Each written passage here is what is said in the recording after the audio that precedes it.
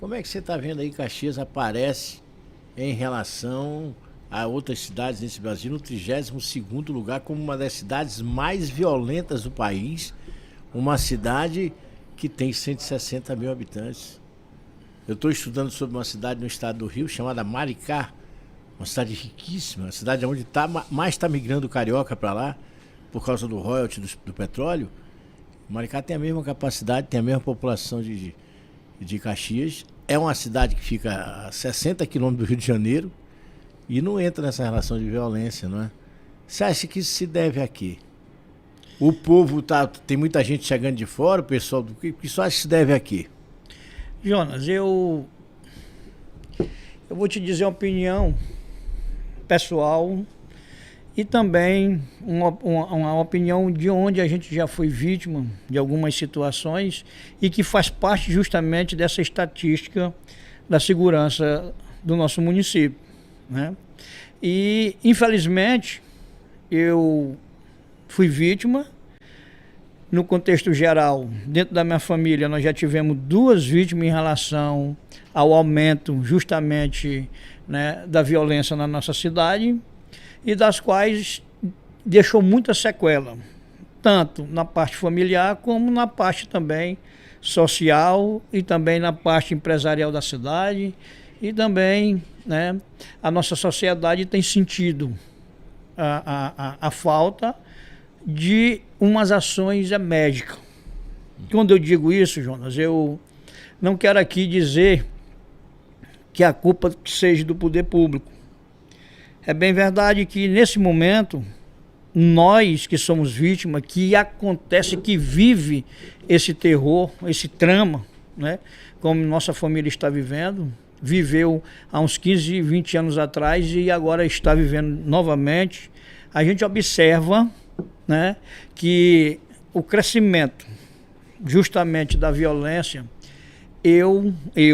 a minha pessoa, particularmente, eu digo que é culpa das autoridades jurídicas. Quando eu digo da culpa das autoridades jurídicas, é porque você observa que nós temos várias sentenças de pessoas, né, vamos dizer, criminosos, nós temos várias sentenças de marginais, de bandido, que estão soltos. E isso faz com que justamente aquelas pessoas que já têm mau índole servir de exemplo. Pá, não aconteceu nada com fulano, com o filho do Pintinho, não aconteceu nada com fulano de tal, com o seu Bezerra, que foi um comerciante também, que foi morto, o meu tio, o Didi também, que foi morto. Enfim, essa estatística, né, a gente vem acompanhando e, por infelicidade, a gente está fazendo parte dessa estatística do crescimento da violência de Caxias, sendo que a Polícia Militar, a Polícia Civil, o Ministério Público faz a sua parte, mas por uma razão ou outra, a gente não sabe, a Justiça bota fora, né? Quando eu digo que a Justiça bota fora, o que vai a impressão? A impressão vai de impunidade, tá? E aí, justamente cresce, né, a violência, porque a turma se acha impune, porque serve de exemplo, né? Por exemplo, há 15 anos, há 17 anos, foi morto o meu tio aqui, vítima de um latrocínio. Comerciante, empresário, família que todo mundo conhece, né? Nesse mesmo período, o Bezerra, comerciante, né? Na época, tivemos um casal também ali no bairro São Francisco, né? E, enfim, nós tivemos vários casos, Jonas, que veio aumentar a criminalidade em Caxias. Por quê? Porque serve de exemplo. Então, os delinquentes que se acham ver as situações acontecendo e que não tem uma ação médica, uma decisão firme de mantê-los na cadeia, aí eles acham, né, justamente que a impunidade, né, aumenta a violência, né? E Caxias está aumentando justamente por isso. Eu sempre digo, quando alguém me pergunta, eu digo, eu vejo um trabalho muito grande da Polícia Militar, embora que não tenha um apoio do governo assim, né, vamos dizer 100%, mas o que ela tem, ela mostra um trabalho firme e garante um serviço de primeira, né, vamos dizer assim. A Polícia Civil também sucateada, mas faz um grande trabalho, né? Eu posso dizer na pessoa do Dr. Jair, que foi um grande delegado, fez por onde as coisas as coisas aconteceram, né? A gente foi buscar esse marginal, quando eu digo a gente, eu digo o Estado, né? A gente foi buscar o marginal no Pará, ele veio para o Maranhão, ficou 9 meses e 22 dias preso, né? Preencheu todos os pré-requisitos de um processo, de um trâmite normal. E aí, ele foi sentenciado a júri. Se ele estava preso, houve uma sentença de pronúncia, né? Ele teria que ter permanecido preso, no entendimento normal. Mas, posteriormente, 2 dias depois, por uma razão ou outra, a gente foi surpreendido com a decisão da justiça, botando ele para responder em liberdade. Aí eu te pergunto, Júnior, eu sei que você que está me entrevistando, mas eu te pergunto, se o Pintinho, o filho do Pintinho, que teve uma repercussão a nível nacional, todos os estados, todas as imprensas, inclusive Alexandre Garcia também falou nesse caso nosso, daqui da cidade, né, onde um policial que tinha prerrogativa de poder andar armado, atentou contra a mãe da vítima. A vítima foi socorrer a mãe.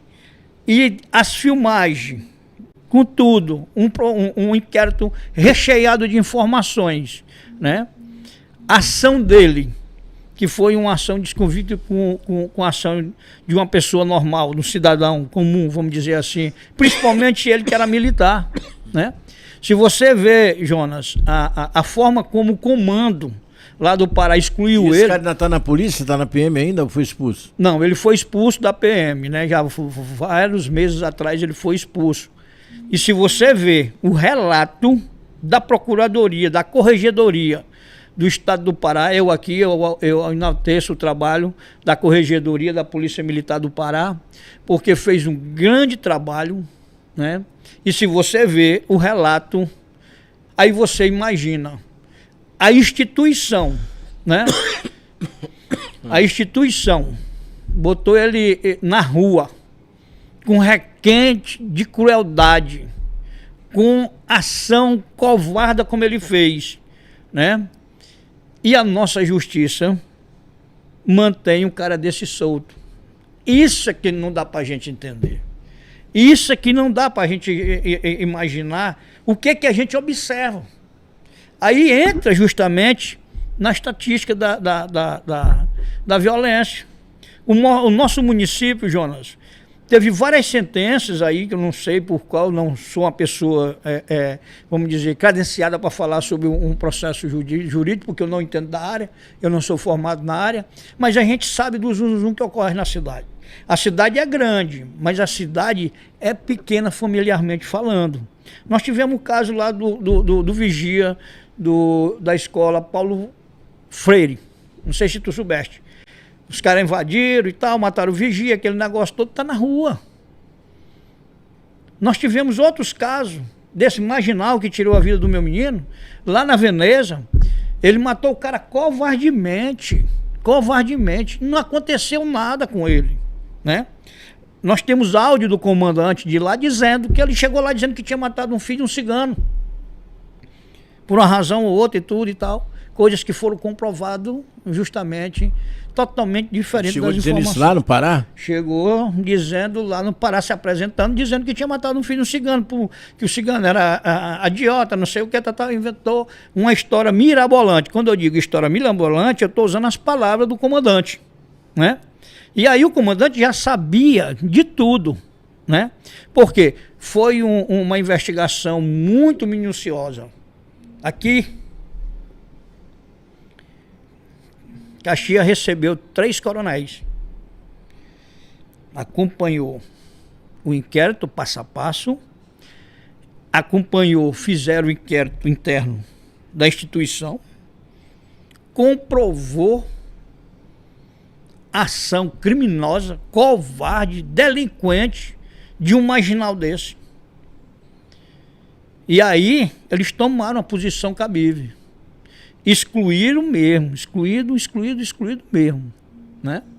Devido toda a situação, devido às imagens do local, devido às testemunhas que compareceram. Esse cara era um cara tão temido aqui dentro, Jonas, que no meio de 4.000 pessoas que estavam dentro da festa, 6 foram testemunhas. Porque todo mundo tinha medo dele aqui na cidade. Porque todo mundo conhecia ele como pistoleiro, como matador de gente. Eu digo isso porque há questão social. Aí eu volto para a nossa Polícia Militar do Maranhão. Ele tentou aqui em Caxias 4 vezes o curso da Polícia Militar. Não passou por questão social. Não passou pela a forma dele conviver dentro de sociedade, né? Que ele desde garotão que mostrava que ele era um delinquente. Diferente do meu menino. Meu menino, com idade de 16 anos, assumiu a parte financeira da empresa, tocou para frente, nós produzimos muito bem. Meu menino era um menino totalmente diferente de tudo, separado de tudo, nunca teve um pormenores, né? A cidade toda sabe disso, recém-formado em engenharia, para poder fazer a engenharia, Jonas, ele teve um mandato de segurança para manter a vaga dele, porque na época ele passou no vestibular, ainda não tinha nem concluído o ensino médio, né? E aí nós entramos com mandato de segurança, garantindo a vaga dele. E um menino que tinha uma promessa muito grande, né?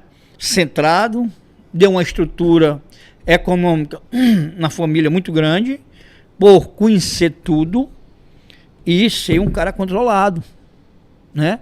Era um jovem que tinha vontade de crescer, como de fato, né, em 10 anos ele conseguiu triplicar o patrimônio da família, que faz muita falta.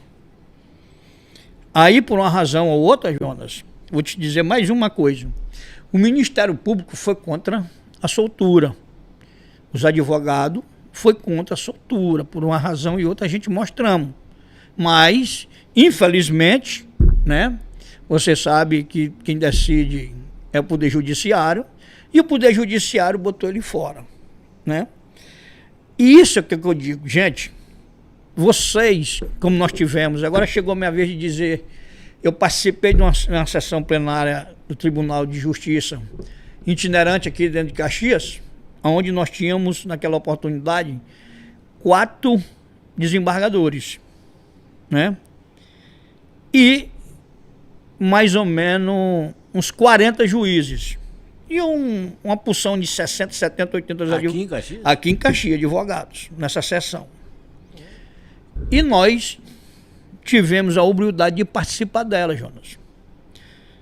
Da qual a gente pedimos a todos os presentes, os juízes, os desembargadores, que olhasse, mesmo sabendo que o nosso código é muito antigo, mas que olhasse as famílias, as vítimas, porque quem perde a vida não teve segunda chance. As famílias sofrem 2 vezes, como eu caracterizo que meu filho perdeu a vida 2 vezes. Ainda te digo mais, ainda hoje eu velo meu filho. Por que eu ainda velo ele? Porque o marginal está solto, o delinquente está solto, amparado pela justiça. Quando eu digo amparado pela justiça, é porque ele estava preso. O Ministério Público, a Polícia Militar, a Polícia Civil fez seu trabalho. Então, nós conhecemos vários casos aqui no Brasil e sabemos deles, porque a gente, como vítima, a gente observa muito, né? É que a justiça precisa ser mais precisa nas decisões. A justiça, para coibir justamente esse crescimento do índice de violência, ela precisa da resposta dela. Se ela não der a resposta dela, infelizmente, isso aí vai aumentar, Jonas. Vai aumentar sem procedente. Por quê? Porque eu tenho, vamos dizer, eu tenho uma intenção de ser um marginal. Aí eu vejo fulano, beltrano, ciclano que fez isso, fez aquilo outro e tudo está solto. Quem que soltou foi a justiça. Né? Aí alguns juristas, vamos dizer aqui que são amigos nossos, somos advogados, na época da soltura desse marginal, ainda hoje você como jornalista sabe quantas e quantas mesas que você se fez presente e que foi abordado o assunto do meu menino, aonde a maioria, ou mesmo 99% deles, se surpreenderam com a decisão. Então não sou eu que estou dizendo, né? Quem está dizendo são pessoas que realmente conhecem o que é justiça. E aí eu caracterizo dizendo, o Poder Judiciário, né, ele precisa dar uma resposta urgente. Tem que tratar marginal como marginal. Tem que tratar delinquente como delinquente. Agora, não é correto um delinquente cometer o crime, ele tem seu direito de liberdade, não pagar. De defesa, tudo bem, é um direito dele, como nós todos temos o direito de defesa. Tá certo? Agora, existem ações que não tem que o cara dizer que é o direito de defesa. Não tem, Jonas. No caso do meu menino, não existe, pô. Né? Aí é que eu digo, se a justiça não tomar decisões sérias, decisões sem vícios, decisões sem favorecimento, aí o nosso crescimento da violência, vamos chegar ao top. E Caxias é uma cidade de 160 mil habitantes. É o que eu digo. Passou por Imperatriz, passou por cima de Açailândia. Como você disse, a cidade no Rio de Janeiro. Maricá. Quer dizer, nós temos 5.400 e poucos municípios numa federação. Caxias fica na 37ª. 32ª. Segunda.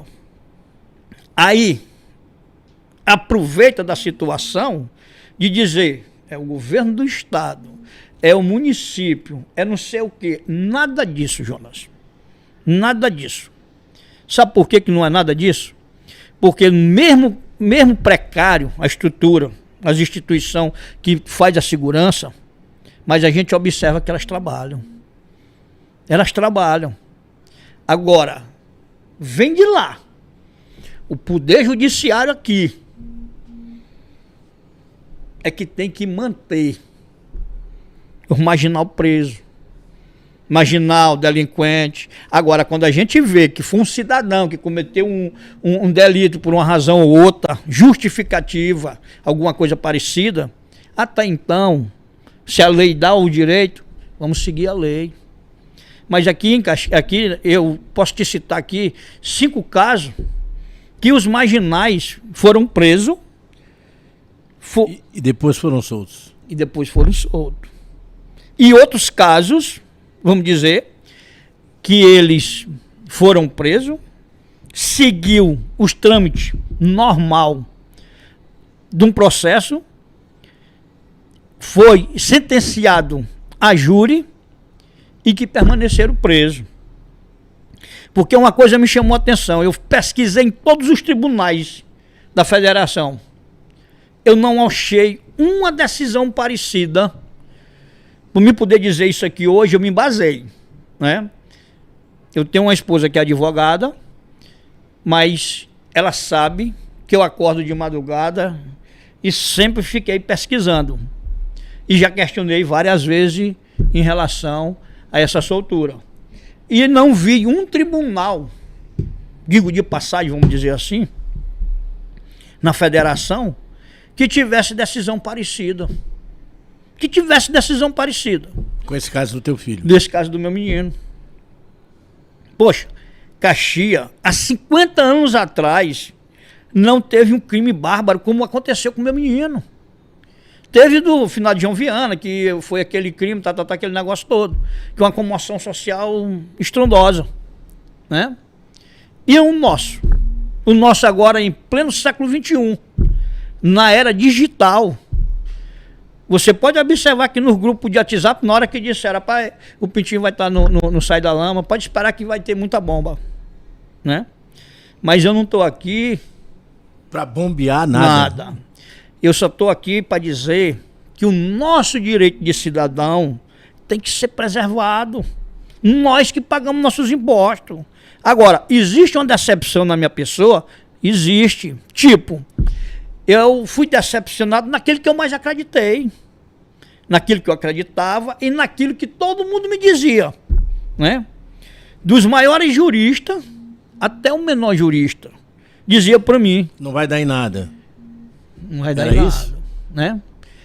Olha a concepção. Esse cara vai ser condenado. Pela forma que ele fez, ele não vai ser solto. Por quê? Porque todo mundo tinha as imagens. Ele ainda não foi julgado? Não. Mas foi sentenciado à júri. A minha questão é essa, né? Ele foi pronunciado à júri e posteriormente, 2 dias depois, foi solto. Se ele estava preso e foi pronunciado a júri preso, né? O que tem ele ser solto? Você entendeu? Porque não tinha excesso de prazo. O que é excesso de prazo? É quando o preso se mantém preso, né? Custodiado, e o processo dele não anda.